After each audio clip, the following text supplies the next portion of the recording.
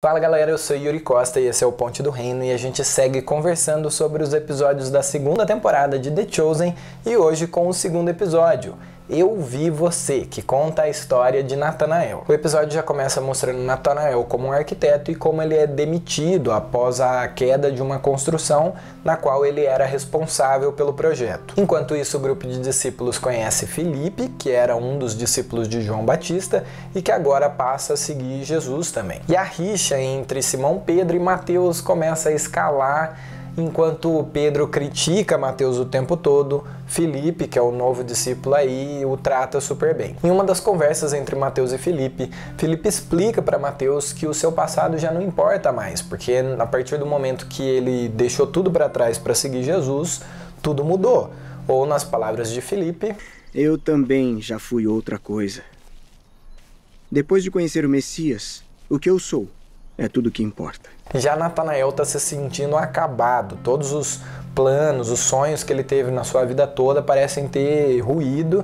E aí ele se senta embaixo de uma figueira, no meio de um campo aberto, e começa a rasgar o seu coração diante de Deus, põe fogo ali nos seus últimos projetos e pergunta se Deus o via. Já mais à noite, Jesus finalmente volta para o acampamento e encontra com o Filipe e pede para que ele o siga. E prontamente, ou praticamente ao mesmo tempo, Filipe diz que irá. Na conversa, Filipe cita um fariseu que visitou João Batista na prisão e se surpreende quando Jesus diz que não só o conhece, como o considera um amigo, se referindo a Nicodemos. Eu acho isso incrível também, porque Jesus o considera como um amigo, mesmo ele tendo decidido não segui-lo, ou principalmente mesmo ele sendo um fariseu. Mas Jesus surpreende ainda mais Filipe ao revelar que após eles terem passado por Samaria, agora o próximo alvo deles era a Síria. Ouvi dizer que você esteve na Samaria e agora na Síria. Você e o João são frutos da mesma árvore.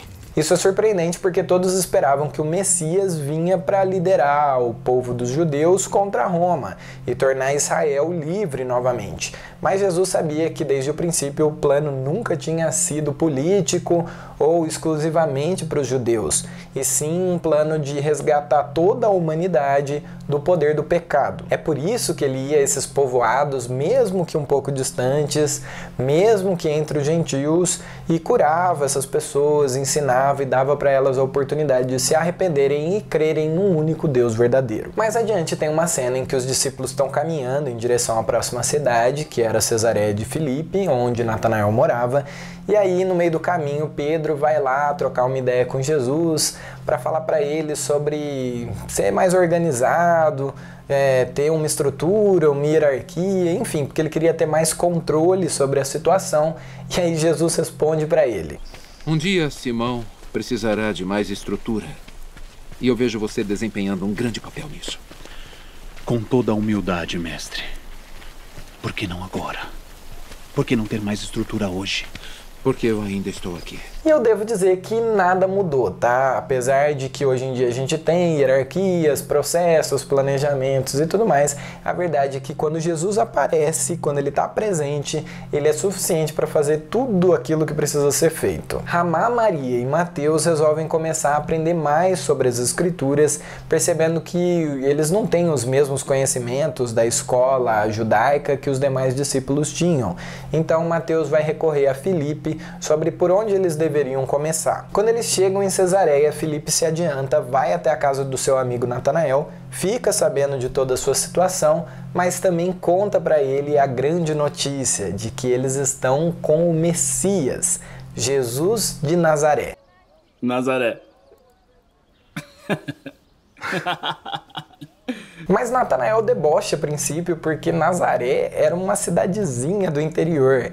Ainda assim, Filipe insiste dizendo para ele: venha e veja. Naquela mesma noite, Natanael tem um encontro com Jesus que tem várias palavras de conhecimento sobre ele, coisas a respeito da sua vida ou da sua pessoa que não tinha como ele saber, a não ser que Deus tivesse revelado elas para ele. Inclusive, Jesus responde à oração que Natanael fez lá embaixo da figueira, dizendo que sim, ele o viu lá.